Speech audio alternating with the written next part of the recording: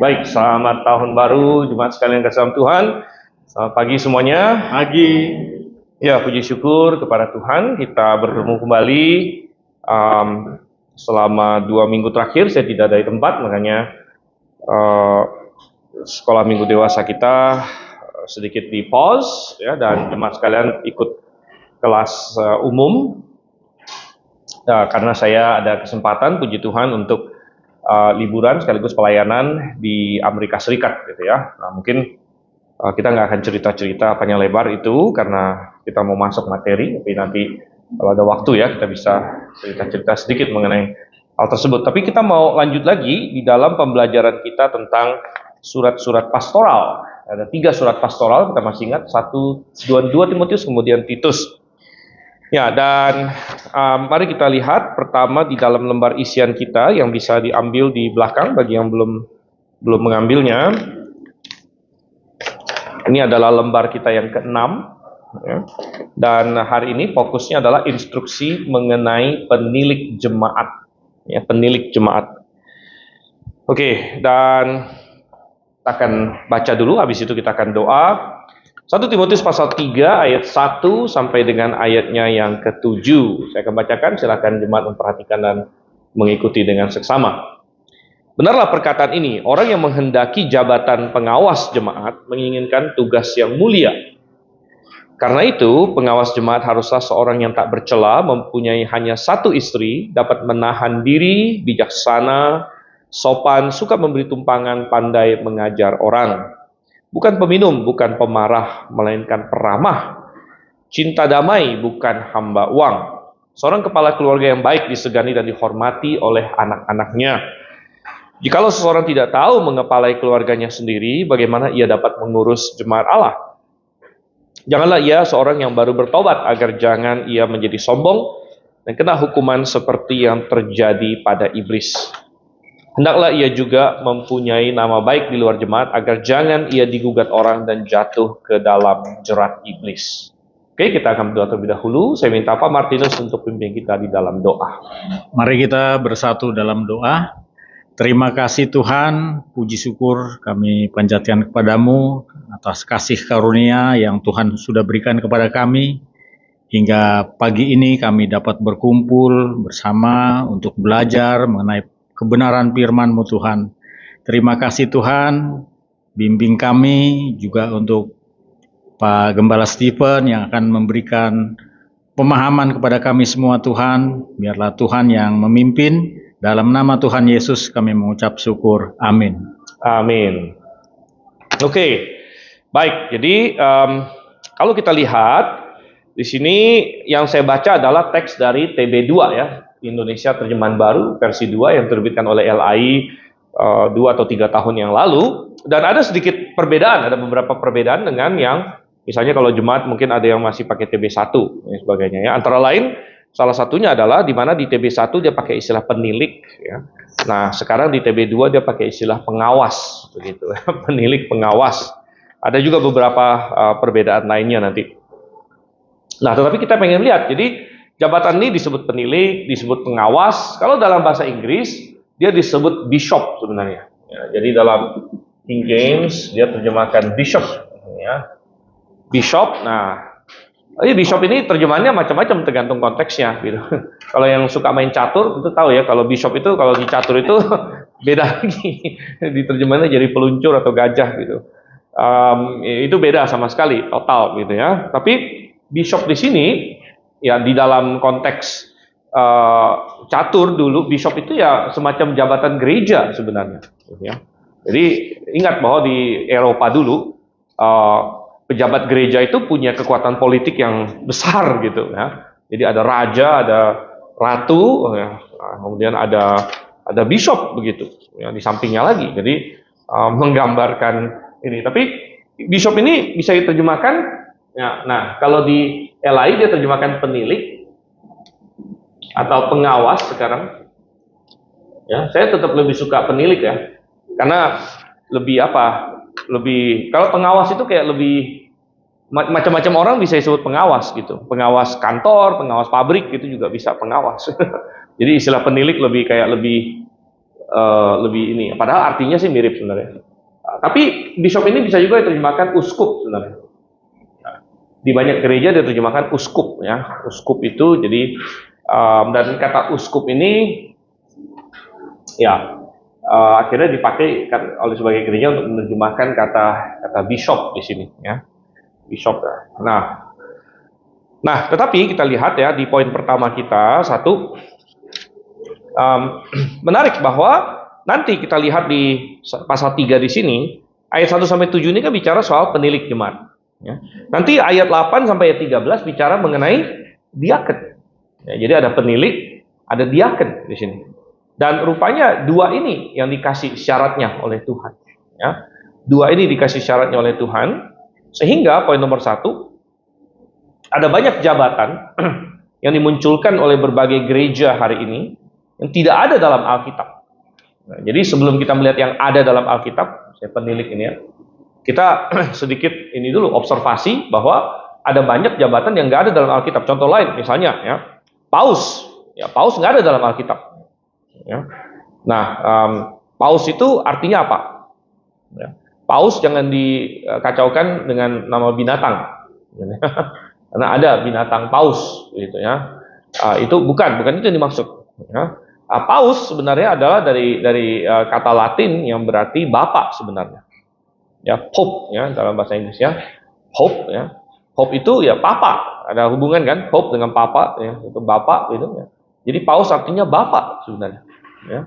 Dan tidak ada jabatan ini di dalam Alkitab, di dalam gereja. Ya. Bahkan di dalam Injil Matius masih ingat Tuhan Yesus pernah berkata dengan spesifik, janganlah ada di antara kalian yang mau dipanggil apa? Bapak. Gitu. Nah ini bukan bicara soal bapak jasmani kita. Oh saya jadi Kristen nih, nggak boleh panggil bapak saya bapak begitu. Ya. Wah dikira kurang ajar sekali orang Kristen gitu kan? Udah jadi Kristen malah nggak boleh manggil bapak, gimana nih gitu? Bukan itu maksud Tuhan Yesus. Gitu, ya.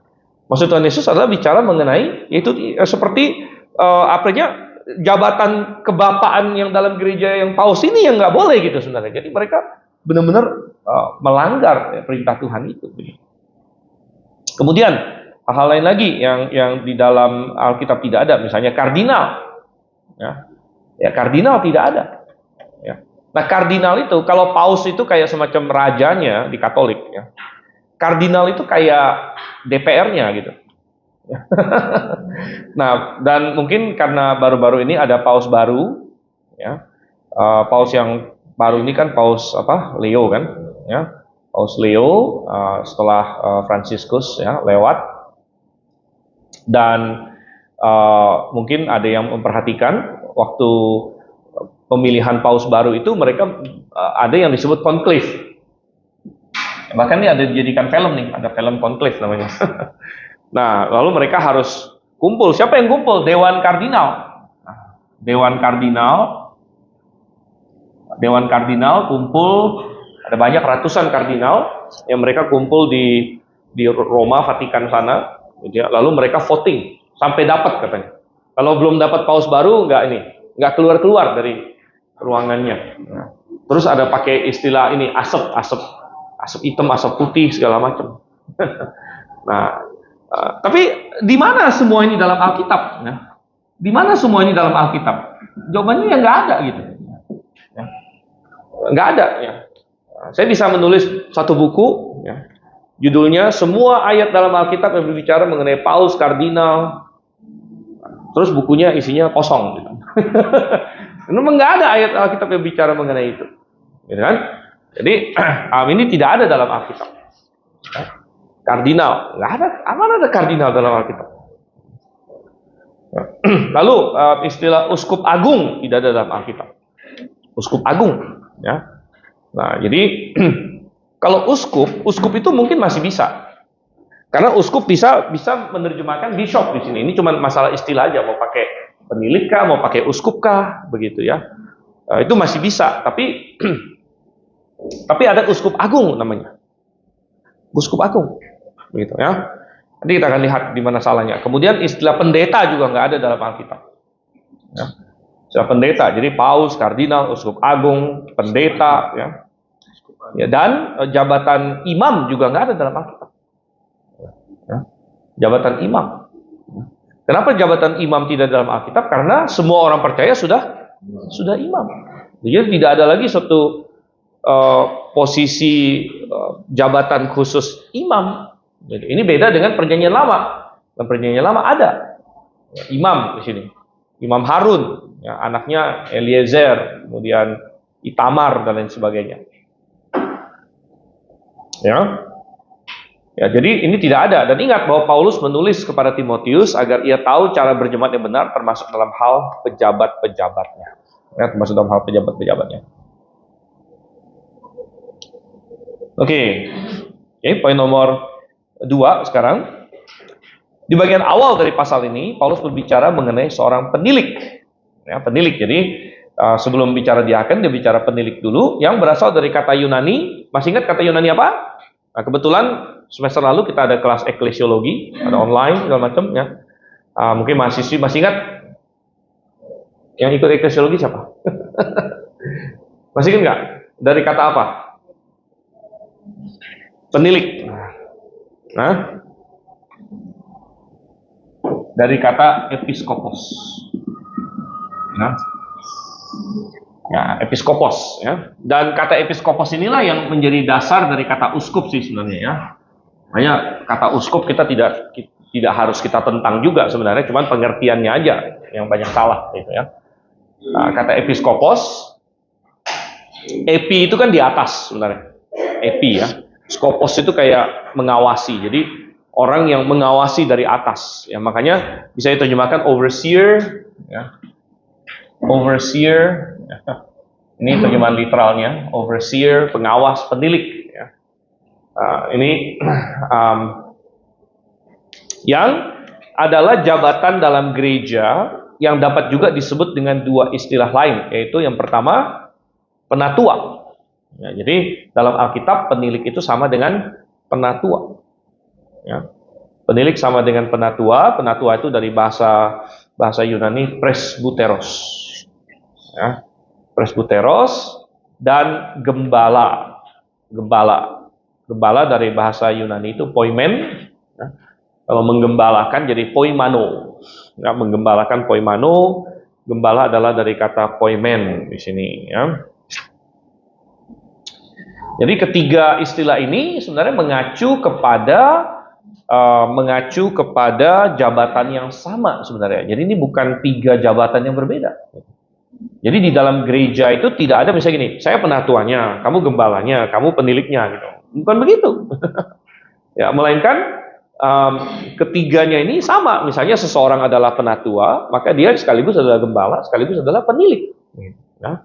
Jadi ini adalah jabatan yang dipakai 3 nama. Kita tahu dari mana? Nah, ya, tahu dari mana? Kita tentu tahu dari Alkitab. Masuk dalam poin 3 di sini ya. Berbagai kesalahan struktur gereja muncul ketika ketiga istilah ini dianggap berbeda.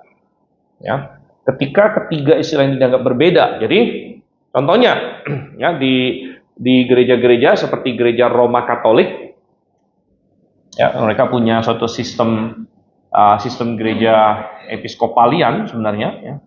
Jadi mereka punya gembala lokal, gembala atau mereka sebut imam. Ingat bahwa ini aja udah salah ya. Ada gembala imam, yaitu mengawasi satu jemaat lokal. Ya. Ada gembala dan imam lagi, ya, mengawasi satu gereja lokal. Ya. Kemudian ada gembala imam lagi, mengawasi satu gereja lokal lagi gitu. Nah, tetapi kemudian ini gembala nih ya, atau penatua. Tapi kemudian di atas mereka ada yang mengawasi lagi misalnya ya. Nah, ini mereka sebut uskup. Uskup atau episkoposnya. Ya, jadi di dalam gereja Katolik, uskup dengan gembala itu beda. Kalau gembala itu cuma mengawasi satu lokal saja, uskup itu mengawasi banyak gembala di bawahnya. Gitu, ya. Nah, dalam satu wilayah, satu regional ya. Nah, sedangkan di atas uskup dari banyak, jadi ada uskup lagi nanti bertanggung jawab kepada namanya uskup agung. Uskup agung, ingat dalam bahasa Inggris uskup itu kan bishop. Jadi uskup agung mereka sebut archbishop. Ini yang nggak ada dalam Alkitab. Kalau bishop ada dalam Alkitab. Ya, bishop ada. Tapi kalau uskup agung tidak ada archbishop. Archbishopnya tidak ada dalam Alkitab. Nah, lalu terutama di dalam Katolik ada lagi yang di atasnya, yaitu paus. Jadi uskup agung ini membawahi wilayah yang lebih besar lagi, kadang-kadang suatu negara. Ya, jadi udah kayak pemerintahan gitu. Misalnya dalam pemerintahan, misalnya gini, uskup agung itu kayak ini. Uskup agung itu kayak gubernur gitu. Ya. Nah, gubernur itu mengawasi ini misalnya bupati dan wali kota. Nah, ini mungkin camatnya, kepala desanya. Ya. Nah, jadi ini kepala desa, kades, ya, bupati, ya, gubernur, nah itu presidennya gitu, paus. Ya. Jadi, tapi ingat bahwa ini nggak ada dalam Alkitab. Ya, struktur seperti ini nggak ada dalam Alkitab sama sekali. Ini buatan manusia, gitu ya. Dan salah satunya adalah karena menganggap berbeda antara uskup atau penilik dengan penatua atau gembala. Nah, demikian juga ada gereja-gereja lain lagi, ya, gereja Protestan banyak yang punya sistem di mana mereka membedakan antara gembala, ya, dengan majelis penatua. Nah, jadi mereka ada yang disebut majelis. Nah, majelis ini di beberapa gereja namanya ada, misalnya kalau HKBP ada istilah sintua, benar ya? Sintua itu sebenarnya artinya penatua begitu. Ya kan? Apa dalam bahasa Batak sintua artinya apa dong? Nggak tahu ya. Orang-orang tua mungkin. Ya orang yang tua lah gitu kan. Nah, jadi sintua yaitu dari penatua maksudnya. Gitu ya. Nah, itu ada majelis, tapi kemudian ada gembalanya. Ya. Jadi dibedakan gitu. Mereka sebut pendetanya, gitu ya. Nah, jadi ada gembalanya, ada majelis penatua. Jadi penatua bukan gembala, gembala bukan penatua, beda. Nah, ini juga nggak alkitabiah, karena di dalam Alkitab penatua itu gembala. Gitu. Nah, kita tahu dari mana? Nah, coba kita lihat ya, coba kita lihat beberapa ayat di sini. Misalnya kita baca Titus dulu.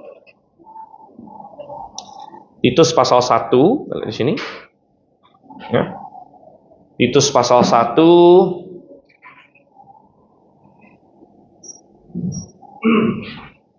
oke, dari ayat 5 ini ya. Titus 1, kita lihat ya. Ayat 5 saya bacakan. Aku telah meninggalkan kau di Kreta dengan maksud ini, supaya engkau mengatur apa yang masih perlu diatur, dan supaya engkau menetapkan penatua-penatua di setiap kota, seperti yang telah kupesankan kepadamu. Nah, lalu syarat penatua ini disebutkan di sini, yakni orang-orang yang tak bercacat, punya hanya satu istri, anak-anaknya beriman dan tidak dapat dituduh karena hidup tidak senonoh atau hidup tidak tertib. Nah, lalu dikatakan sebab sebagai pengatur rumah Allah seorang apa? Penilik ya, atau pengawas jemaat di sini kalau di TB2, tapi di TB1 mestinya penilik di situ. Ya. Seorang penilik jemaat. Jadi apa yang disebut sebagai penatua di ayat 5 disebut penilik di dalam ayat yang ke-7 di sini. Ya. Yang mengindikasikan bahwa penatua dengan penilik itu adalah jabatan yang sama. Jabatan yang sama. Ya. Jadi disebut penatua di ayat 5, disebut penilik di ayat yang ke-7. Kita lihat lagi di dalam 1 Petrus pasal 5. Coba kita lihat di sini. 1 Petrus pasal 5. Kita akan lihat dari ayat 1 ya, 1 Petrus pasal 5 dari ayat 1. Aku menasihatkan para penatua di antara kamu. Jadi bicara mengenai penatua di sini ya. Aku sebagai teman penatua ya. Jadi Paulus sebagai teman penatua dan saksi penderitaan Kristus yang juga akan mendapat bagian dalam kemuliaan yang akan dinyatakan. Lalu dia suruh apa? Nomor 2 apa? Gembalakanlah. Jadi penatua disuruh menggembalakan. Loh, kok penatua disuruh menggembalakan? Ya masuk akal kalau penatua itu adalah gembala juga, begitu. Ya. Gembalakanlah kawanan domba Allah yang ada padamu, jangan dengan paksa tapi dengan sukarela sesuai dengan kehendak Allah. Dan jangan kamu mau mencari keuntungan tetapi dengan pengabdian diri. Janganlah berbuat seolah-olah kamu mau memerintah atas mereka yang dipercaya kepadamu. Tapi hendaklah kamu menjadi teladan bagi kawanan domba itu. Jadi teladan di sini ya. apabila gembala agung datang. Nah, jadi tadi kita bilang di dalam Alkitab itu tidak ada istilah uskup agung. Nah, tidak ada istilah uskup agung, tapi ada istilah gembala agung. Nah, gembala agung tapi siapa? Yesus Kristus maksudnya, bukan ini kayak ada ini saya gembala atas grafe, lalu ada gembala agung lagi ini kan, siapa manusia yang di atasnya lagi, enggak. Jadi gembala agung adalah Yesus ya. Apabila gembala agung datang, kamu akan menerima mahkota kemuliaan yang tidak dapat layu, katanya di situ. Oke, baik ya. Lalu kita lihat satu lagi ya di Kisah Rasul pasal 20. Jadi tadi di Titus kita baca bahwa penatua sama dengan penilik. Lalu di Petrus 1 Petrus 5 kita baca bahwa apa tadi? Penatua sama dengan gembala. Ya. Jadi berarti sama dong tiga-tiganya kan? Penatua sama dengan penilik sama dengan gembala. Nah, ini dikonfirmasi di dalam Kisah Rasul pasal 20. Coba kita lihat. Kisah Rasul pasalnya yang ke-20.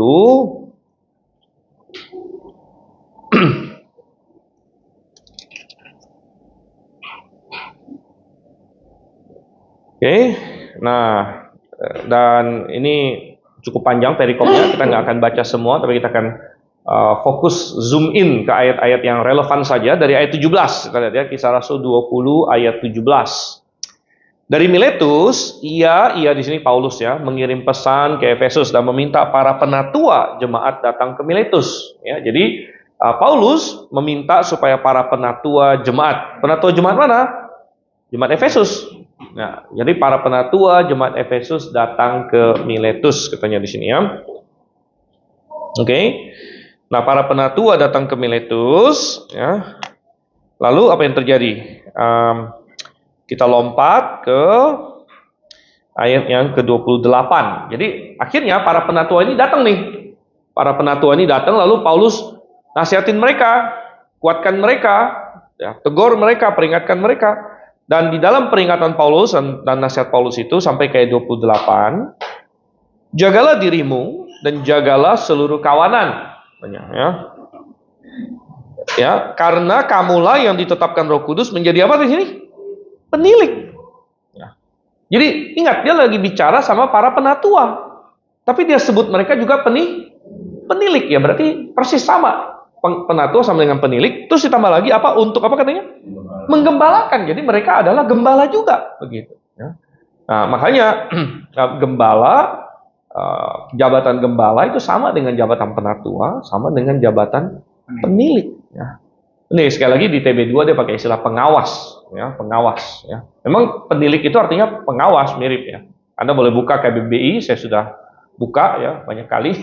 Kamus Besar Bahasa Indonesia, penilik itu apa sih? Dari kata tilik ya. Tilik itu kayak memandangi, mengawasi gitu. Ya. Jadi kalau kita menilik sesuatu ya, penilik jadi. Ya, jadi menjadi pengawas ya untuk menggembalakan jemaat Allah. Oke, pengawas. Paham ya? Jadi kalau kita tidak paham hal ini, sehingga banyak gereja yang dia bikin aturan dia sendiri gitu. Oh, uskup itu ini maksudnya, beda dengan gembala. Loh, itu kan pemikiran kamu. Kalau dalam Alkitab, bishop itu sama dengan gembala, sama dengan penatua. Atau kalau penatua itu ini beda dengan gembalanya. Ya, enggak, benar. Ya, jadi kita harus sesuai dengan Alkitab. Ya. Apakah penilik maupun penatua itu adalah suatu bahasa yang berbeda dengan tempat yang ditujukan kepada bahasanya? Benar, istilah yang berbeda yang dipakai untuk mengacu pada gembala. Ya, mungkin ada gereja tertentu lebih sering pakai istilah penatua waktu itu. Gereja tertentu lebih sering pakai istilah penilik. Tapi asal yang dimaksud sama gitu. Pada waktu itu, benar. Ya, benar ya. Jadi 3 istilah muncul. Ya, istilah gembala muncul, istilah penilik muncul, istilah penatua muncul. Gitu. Tapi ternyata Alkitab menyatakan 3-tiganya mengacu pada jabatan yang sama. Ya. Oke, balik lagi ke 1 Timotius pasal 3 sekarang. Dan kita masuk ke poin nomor 4 kita. Masuk poin nomor 4. Jadi, kita sudah lihat jabatan ini namanya jabatan penilik ya, episkopos. Episkopos. Nah, jabatan penilik ini adalah pekerjaan yang, apa dikatakan di ayat 1? Yang indah. Kalau TW1 pakai istilah yang indah ya. Orang yang menghendaki jabatan penilik menginginkan pekerjaan yang indah. TB2 ubah menjadi tugas yang mulia. Wah. Tugas yang mulia. Nah, sebenarnya ya mirip-mirip sih, tapi lebih literal indah sebenarnya. Karena dia pakai kata kalos sebenarnya sini ya. Kalos biasanya terjemahkan indah memang. Jadi jabatan penilik ini adalah pekerjaan yang indah ya. Yang indah ya. Yang terbuka bagi orang percaya. Ya. Ya, jadi seharusnya orang percaya ya ingin ya menginginkan pekerjaan.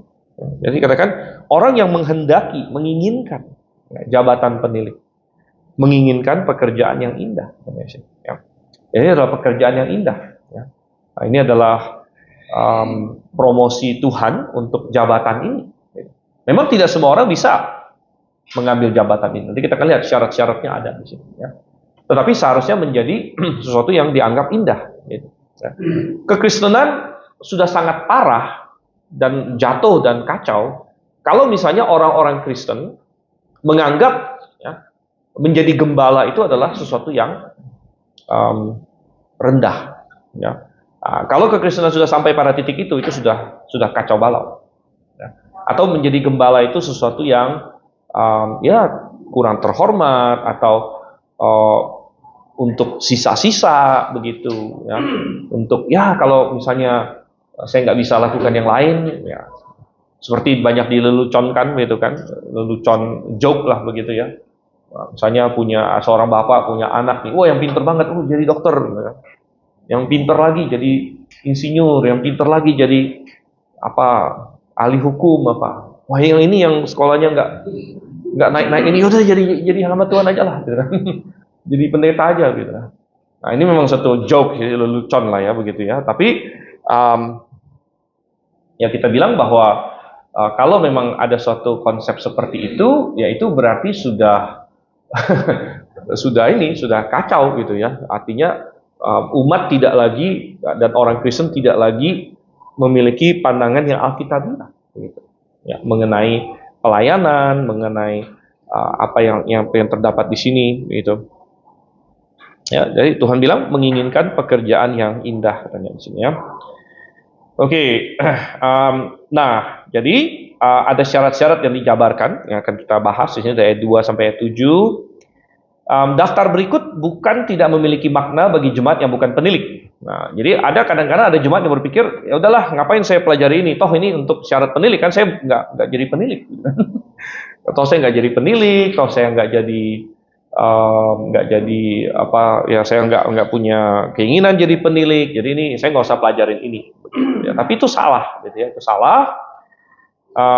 Ada beberapa hal ya. Satu, kita bilang bahwa orang yang bukan penilik pun, anggota jemaat yang bukan penilik pun harus tahu ini sebenarnya ini. Karena ini adalah bagian dari firman Tuhan, gitu kan? Nah, ya tentu, ya misalnya ya, suatu hari jemaat harus memilih gembala yang baru, contohnya, seperti yang sudah terjadi di beberapa GBIA, contohnya, gitu kan? Ada GBIA yang kehilangan gembalanya, ya GBIA terakhir kan gembala Alki meninggal, ya harus ada yang gantikan. Gembala Firman meninggal, lalu belakangan ini penginjil Aris meninggal, ya dan sebagainya, ya. Nah, artinya orang-orang yang bukan gembala pun, bukan penilik pun, ya harus tahu ini apa yang Firman Tuhan katakan mengenai syarat-syarat seorang gembala, gitu. Ya, jadi bukan berarti saya bukan gembala, saya nggak ada hubungannya, saya nggak pengen jadi gembala, jadi saya nggak perlu mempelajari ini, bukan seperti itu juga, gitu, ya. Dan banyak sekali gereja kacau balau ya karena memang umatnya nggak ngerti sama sekali begitu, nggak ngerti sama sekali ya, sehingga ya sembarang orang jadi dalam tanda kutip jadi pendeta, jadi apa segala macam. Gitu, ya. Nah selain itu, selain bahwa ini perlu untuk misalnya katakanlah saat harus memilih gembala dan sebagainya, juga sesuai dengan isian kita, karena seharusnya menjadi target bagi setiap orang Kristen, ya seharusnya menjadi target bagi setiap orang Kristen. Jadi syarat-syarat yang diberikan oleh Tuhan di sini, ini semuanya bagus-bagus untuk semua orang Kristen gitu loh, ya. Jadi bukan berarti dalam pengertian gini, oh ya cuman penilik yang harus begini, kalau bukan penilik melanggar ini nggak apa-apa gitu. Bukan itu. Karena sebenarnya intinya yang Tuhan ingin katakan adalah bahwa seorang penilik harusnya seorang Kristen yang dewasa, yang hidup sesuai dengan Alkitab gitu. Ya.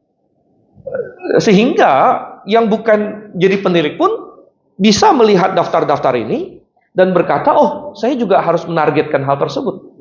Ya. Karena contohnya begini, misalnya seorang penilik jemaat haruslah, misalnya katakanlah di sini, suami dari seorang istri. Boleh nggak seorang laki-laki Kristen lalu berkata, karena saya bukan penilik, maka istri saya boleh 2, 3, dan 4 begitu. Ya kan? Karena yang dikatakan suami dari satu istri kan penilik gitu kan, saya bukan jadi penilik. Ya bukan begitu. Ya, ini adalah idealnya Tuhan. Jadi dari sini kita belajar ini ideal yang Tuhan berikan. Ini yang harus dikejar gitu. Misalnya seorang penilik, contoh lagi, tidak boleh hamba uang. Oh, kalau gitu saya bukan penilik, saya boleh hamba uang. Apa gitu maksudnya? Kan bukan gitu. Jadi Tuhan bukan memberikan daftar ini untuk mengexcuse atau untuk memberikan pembenaran bagi yang bukan penilik, jadi boleh melanggar gitu. Bukan itu maksud Tuhan. Ya, maksud Tuhan di sini adalah Tuhan memberikan suatu syarat-syarat ya, karena penilik itu intinya atau gembala itu harus seorang Kristen yang dewasa yang menjalankan firman Tuhan dalam hidupnya gitu. Sehingga syarat-syarat yang diberikan ini adalah target yang sangat baik untuk semua orang, bukan hanya untuk penilik saja. Gitu istilahnya ya. Nah, sehingga makanya penting bagi jemaat untuk mempelajari ini juga begitu ya, bukan hanya untuk yang mau jadi penilik. Tentu yang mau jadi penilik sudah pasti harus mempelajari ini gitu kan? Tapi bukan hanya untuk yang mau menjadi penilik saja. Oke, nah ya lalu kita lihat di sini pertama satu poin dulu ya, poin nomor 5 kita lihat di sini. Poin jabatan ini, tadi jabatan ini kan ada 3 nama kan, kita bilang 3 nama, penatua, penilik, kemudian gembala. Kenapa ada 3 nama di sini? Kenapa ada 3 nama? 3 nama ini sepertinya memberikan penekanan sifat, ya, penekanan yang berbeda gitu ya tentang karena. Jadi jabatan ini melibatkan tanggung jawab. Tanggung jawabnya apa? Ya, yang pertama adalah mengajar. Ya, tanggung jawab mengajar. Ya. Mengajar ini bisa dianggap seperti kayak memberi makan, ya karena ini adalah tugas penggembalaan, ya penggembalaan. Salah satu tugas penggembalaan adalah mengajar. Mengapa demikian? Karena gembala kan kasih makan dombanya atau bawa dombanya ke rumput, ya kasih makan dan lain sebagainya. Nah, makanan apa yang diberikan ya oleh gembala jemaat gitu ya kepada jemaat ya? Makanannya adalah makanan rohani, yaitu pengajaran firman Tuhan, ya. Nah, tentu bukan hanya itu tugas penggembalaan ya. Gembala kadang-kadang harus kalau dombanya sakit ya harus diperhatikan dan lain sebagainya. Ya itu ada juga bagian dari situ. Ya, tapi salah satu tugas utama dari gembala adalah memberi makan. Ya, memberi makan. Nah, memberi makan ini adalah mengajar di sini. Ya, jadi mengajar. Makanya nanti di dalam salah satu syaratnya ada apa? Cakap mengajar. Ya, cakap mengajar. Ya. Oke, kemudian memberi teladan. Nah, ini adalah penekanan dari istilah penatua. Ya. Kenapa gembala disebut penatua juga? Ya. Nah, kenapa gembala disebut penatua? Ya, penatua itu kan orang yang dituakan, gitu ya, tua, penatua, presbuteros di dalam bahasa ininya, ya karena dia harus mampu menjadi teladan. Nah, bagaimana kalau misalnya ada hamba Tuhan yang masih muda? Contohnya Timotius sendiri. Ya. Timotius sendiri masih agak muda begitu.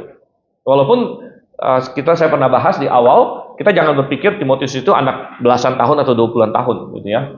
Sampai dengan surat Timotius ini ditulis, Timotius mungkin sudah 30-an atau 40-an tahun gitu ya. Ya, tetapi itu masih relatif muda mungkin dibandingkan dengan Paulus atau dengan sebagian jemaatnya yang mungkin lebih tua lagi begitu kan. Nah, sehingga ya nasihat Paulus janganlah seorang pun menganggap kau rendah karena engkau muda, tapi jadilah teladan. Jadilah teladan, gitu ya. Jadi dia tetap harus menjadi teladan. Jadi itu adalah bagian dari kenapa disebut penatua, dia harus memberikan teladan. Tadi kita baca juga di 1 Petrus pasal 5, jadilah teladan. Oke, jadi gembala memberi mengajar, penatua memberi teladan, dan penilik adalah mengatur atau memerintah. Ini adalah tugas penilik. Ya. Jadi kenapa disebut gembala? Karena dia mengajar. Kenapa disebut penatua? Karena dia memberi teladan. Kenapa disebut penilik? Karena dia mengatur atau memerintah, ya, mengatur jemaat. Ya. Nah, jadi dan oleh karena itu, hanya diperuntukkan bagi laki-laki dewasa. Nah, ini satu poin dulu, makanya disebut suami dari satu istri. Dan ini ada hubungannya dengan yang lembar yang terakhir kita pakai, yaitu bicara mengenai peran jemaat yang di pasal 2 itu. Ya, kalau kita sudah lewat pasal 2, kita nggak terlalu pusing lagi di pasal 3 gitu, karena kita sudah lewat di pasal 2 di mana di ayat 12, ya, saya kilas balik lagi 1 Timotius 2:12, aku tidak mengizinkan perempuan mengajar, juga tidak mengizinkannya memerintah laki-laki, hendaklah ia berdiam diri. Jadi ya kita sudah bahas itu panjang lebar, ya, segala macam kenapanya, dasarnya. Bukan berarti wanita itu inferior, ya, bukan berarti wanita kurang pinter dan lain sebagainya. Enggak ada hubungannya dengan itu semua, gitu ya. Ini berhubungan dengan peran yang Tuhan berikan, gitu kan, ya, dengan role atau peran yang Tuhan berikan, dengan tatanan yang Tuhan pakai di sini, ya, sehingga jelas, ya, karena jabatan ini adalah jabatan yang mengajar, jabatan yang mengatur, memerintah, ya jelas ini makanya dibilang ini adalah untuk laki-laki, ya, suami dari satu istri. Nah, tentu bukan berarti sama sekali bahwa seorang perempuan tidak bisa melayani Tuhan, gitu ya. Ada STT tertentu yang cuma mau terima murid laki-laki saja, gitu, ya. Tapi di GITS kita tidak, kita terima juga yang perempuan. Ya. Dulu waktu GITS mulai, perempuannya sedikit sekali. Ya. Cuman ada 1-2, gitu kan, yang lakinya banyak. Gitu. Mungkin ada yang pernah dengar sejarahnya, ya. Sampai akhirnya ada satu mahasiswa yang berdoa, Tuhan mestinya kirim lagi mahasiswinya banyak supaya. Nah, sekarang akhirnya kadang-kadang mahasiswa lebih banyak dari mahasiswanya sekarang. Gitu. Jadi, ya, tapi kita bilang mahasiswi bisa melayani, ya, dengan efektif dalam banyak hal juga, gitu ya. Seorang perempuan bisa melayani. Oke, kita masuk lagi ke syarat-syarat lainnya. Di sini mungkin kita nggak akan habis nih karena kita hampir selesai, ya, tinggal 5 menit lagi. Poin nomor 6 kita masuk ke poin nomor 2, ya, ayat 2 maksudnya. 1 Timotius 3:2, karena itu penilik jemaat atau pengawas jemaat haruslah seorang yang tak bercela. TB1 pakai apa? Tak bercacat, ya? Tak bercela atau tak bercacat di situ? TB1-nya. Tak bercacat. Oke, ya, tak bercacat diganti sini tak bercela. Tak bercacat hampir sama, ya. Jadi ini di poin nomor 6 kita, ya, secara umum seorang penilik, ya. Tapi sekali lagi bukan berarti lalu orang Kristen biasa yang bukan penilik berkata, oh ya saya ada banyak cacat nggak apa-apa lah, gitu, ya. Bukan itu. Ini adalah target, ya. Setiap orang percaya harus berusaha untuk hidup tidak bercela, gitu, ya. Untuk hidup tidak bercacat. Ini target kita semua sebenarnya, ya. Jadi secara umum seorang penilik sebagaimana juga orang beriman haruslah tidak bercela atau tidak bercacat, ya. Nah, bagaimana kita memahami ini sekarang? Nomor 1, ya. Maksudnya apa sih, ya? Seorang penilik jemaat harus tidak bercela. Maksudnya apa? Maksudnya tidak ada dosanya, tidak bisa diserang orang atau apa maksudnya, gitu kan? Ada beberapa hal, ya. Nomor 1 ini berbicara mengenai kekudusan posisional sekaligus kematangan karakter di sini, ya. Jadi berbicara mengenai kekudusan posisional, ingat bahwa kita tahu ada kekudusan posisi dan kekudusan karakter, ya. Jadi ketika seseorang diselamatkan, dan kita sudah bahas di banyak ini, apa nama yang paling sering dipakai untuk orang Kristen dalam Alkitab? Bukan Kristen, ya. Kata Kristen itu hanya muncul kalau dalam Yunani itu 3 kali dalam Alkitab. Tapi nama apa yang paling sering? Orang kudus. Orang kudus. Ya, ini saint, misalnya, ya. Saint, ya, orang kudus. Ini adalah nama yang paling sering untuk orang Kristen, orang percaya. Kenapa kita disebut orang kudus? Kita sudah sering ngomongkan. Karena kita memiliki kekudusannya Yesus Kristus secara posisional, begitu, ya. Jadi dalam hal itu Ya, memang setiap orang Kristen itu tidak bercela gitu. Dalam hal itu, dalam hal saya ini orang kudus. Saya ini tidak ada dosa lagi gitu di hadapan penghakiman Allah Bapa. Nah, ya, karena saya memakai kekudusannya Yesus Kristus. Jadi ya satu itu ya. Jadi ini berbicara mengenai kekudusan posisional. Tapi ingat, selain kekudusan posisional, lalu kita harus membangun kekudusan apa? Karakter. Dan ketika dikatakan bahwa seorang penilik jemaat itu harus tidak bercela, ya tentu dia harus punya kekudusan posisional. Nomor satu artinya dia harus orang yang diselamatkan dong, ya kan? Ya kalau jadi gembala belum diselamatkan gimana caranya, gitu kan? Ya, jadi dia harus sudah punya kekudusan posisional. Dia harus orang kudus, ya. Dia harus sudah ditebus oleh Yesus Kristus, tapi juga berbicara mengenai karakternya juga. Ya, bicara mengenai karakternya, di mana dia punya kematangan karakter di sini. Dia punya kematangan karakter, ya. Dan coba kita baca lagi di poin nomor 6 ini. Tentu tuntutan bukanlah seorang yang tidak berdosa, begitu ya. Tentu tuntutannya bukanlah orang yang tidak berdosa. Oh, penilik jemaat tidak harus tidak bercela. Jadi tidak boleh dia berbuat dosa satu kali pun. Semacam ya, nggak ada orang yang mampu gitu. Satu-satunya gembala yang tidak berdosa adalah gembala agung kita, yaitu Yesus Kristus, gitu ya. Tidak ada orang yang tidak berdosa di dunia ini. Ya. Tidak ada, ya. Gembala yang paling hebat pun ya, berdosa. Ya. Ada dosanya, gitu kan? Ada kesalahannya. Jadi tuntutan bukanlah seorang yang tidak berdosa. Ya, tetapi ya, maksudnya tidak bercela di sini, tidak bercacat di sini, bukan seseorang yang masih jatuh bangun terhadap dosa-dosa yang mencolok dalam hidupnya, gitu ya. Jadi bukan seseorang yang masih dalam pergumulan berat, yang masih sering jatuh bangun terhadap hal-hal yang dia ada masih banyak hal yang dia belum mendapatkan kemenangan dalam hidupnya, gitu ya. Seseorang yang masih mabuk-mabukan, seseorang yang masih pergumulan berat dengan rokok, seseorang yang masih dalam pergumulan berat dengan pornografi, seseorang yang masih pergumulan berat dengan ketamakan dan lain sebagainya, ya. Ya ini ya, tentu ya, akan berbahaya bagi dia, ya, karena posisi itu adalah posisi yang banyak diserang juga oleh iblis, gitu kan. Maka itu akan menjadi hal yang berbahaya bagi dia di situ, ya. Oleh karena itu, ini tidak bercela di sini, tidak bercacat di sini, ya. Oke, ketidakbercelaan ini juga mengacu kepada catatan pernikahan, contohnya catatan pernikahannya, ya. Makanya dikaitkan di sini di ayat 2, karena itu pengawas jemaat atau penilik jemaat haruslah seorang yang tak bercela atau tak bercacat, ya, suami dari satu istri atau mempunyai hanya satu istri. Ya, mempunyai hanya satu istri. Ya, jadi selain bahwa ini mengacu bahwa dia harus laki-laki, tetapi ya, penilik haruslah seorang yang mempraktekkan monogami. Ya. Penilik haruslah seorang yang mempraktekkan monogami. Ya, yang memperlihatkan idealnya Tuhan.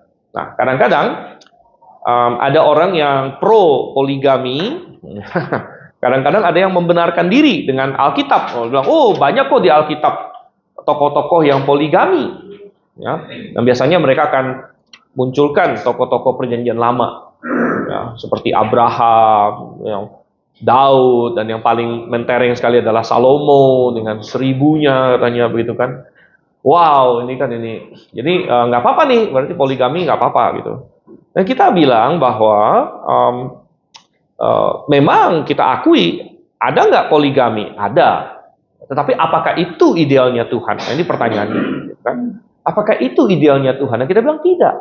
Ya, poligami bukan desain awal Tuhan. Ya. Poligami bukan desain awal Tuhan. Ya. Dan kita lihat itu minimal dari dua hal. Minimal dari dua hal. Satu dari penciptaan. Ya. Karena waktu Tuhan ciptakan itu satu laki-laki dengan satu perempuan. Tuhan nggak ciptakan 2, 3, 4 perempuan atau 2, 3, 4 laki-laki gitu. Tidak. Tuhan ciptakan satu laki-laki, satu perempuan, itu menggambarkan idealnya dalam penciptaan itu seperti itu. Dan nomor 2, ideal Tuhan terlihat dari syarat penilik ini contohnya, gitu kan? Kenapa Tuhan bilang penilik itu harus suami dari satu istri saja? Ini kan memperlihatkan idealnya Tuhan di sini. Ya. Artinya Tuhan paham bahwa di dalam masyarakat sudah bisa terjadi berbagai penyimpangan. Ya. Di dalam masyarakat bisa terjadi berbagai penyimpangan, tapi Tuhan ingin kasih lihat ini yang aku inginkan. Ini idealnya. Ya. Ini idealnya. Ya, dan karena poligami itu bukan hanya paralel, tapi bisa juga serial. Ya. Anda tahu bahwa banyak orang hari ini menolak poligami paralel, tapi diam-diam menerima poligami serial. Maksudnya apa? Kalau poligami paralel itu kan punya lebih dari satu istri sekaligus gitu. Masih menikah dengan yang ini ditambah lagi istri muda istilahnya, gitu kan? Dan lain sebagainya. Nah ini biasanya orang nggak terima, kurang bagus. Gitu.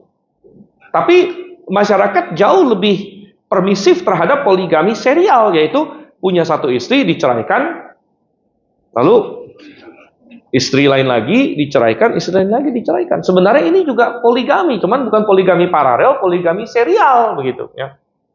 Poligami serial. Ya. Dan apa yang Tuhan Yesus katakan kepada perempuan di Samaria? Ingat nggak itu? Yohanes pasal 4. Waktu dia mulai tertarik dengan pengajaran Tuhan Yesus bilang, oke, kalau gitu, coba panggil suami kamu. Ya. Dia bilang, saya nggak punya suami. Tuhan Yesus benarkan dia. Tuhan Yesus kayak tegur, benar, karena kamu sudah pernah punya 5 suami. Nah 5 suami itu kan bukan berarti paralel. Dia bukan oleh poliandri, misalnya satu perempuan punya 5 sekaligus suami gitu. Saya yakin bukan seperti itu, tapi serial. Dia pernah punya suami 1, cerai, punya suami kedua, cerai, suami ketiga, cerai. Tuhan Yesus bilang kamu punya 5 suami. Punya 5 suami, ya. Dan yang ada padamu saat ini bukan suamimu. Ya. Nah, jadi di masyarakat ya, ini sudah lebih menerima poligami serial seperti ini. Ya, kawin cerai gitu ya. Ya, tetapi kata yang sekarang ada padamu bukan suamimu. ya, berarti dia lagi kumpul kebo sama seseorang. Iya, Gitu. Ya, berarti jadi dia sudah pernah menikah 5 kali, sudah cerai lagi dengan yang terakhir, dan sekarang dalam hubungan seksual dengan seseorang yang bukan suaminya. Gitu. Ya. Nah, jadi ya kita bilang bahwa oke, kita harus stop sini ya, tapi nanti kita lanjutkan lagi. Tapi salah satu ketidakbercelaan yang Tuhan inginkan adalah ketidakbercelaan di dalam rekor pernikahan dia. Gitu. Nah, ya oleh karena itu ini hal yang penting juga untuk dipahami, ya. Oke, karena waktu nanti kita lanjutkan lagi hal lain lagi, tapi ini adalah pengajaran yang baik bukan hanya untuk penilik ya. Saya memang gembala, saya penilik, jadi saya banyak mempelajari ini juga untuk diri saya sendiri, tapi untuk semua orang Kristen. Ini adalah ideal yang Tuhan inginkan, gitu ya. Oke, mari kita berdoa. Silakan Pak Siregar untuk kita dalam doa. Mari kita bersatu dalam doa. Bapa di surga, kami bersyukur, terima kasih untuk pelajaran firman Tuhan yang disampaikan oleh Pak Stephen. Memberkati bagi kami agar supaya dapat kami aplikasikan ke dalam kehidupan kami setiap hari. Pada nama Tuhan Yesus kami telah berdoa dan bersyukur, terima kasih. Amin. Amin. Oke.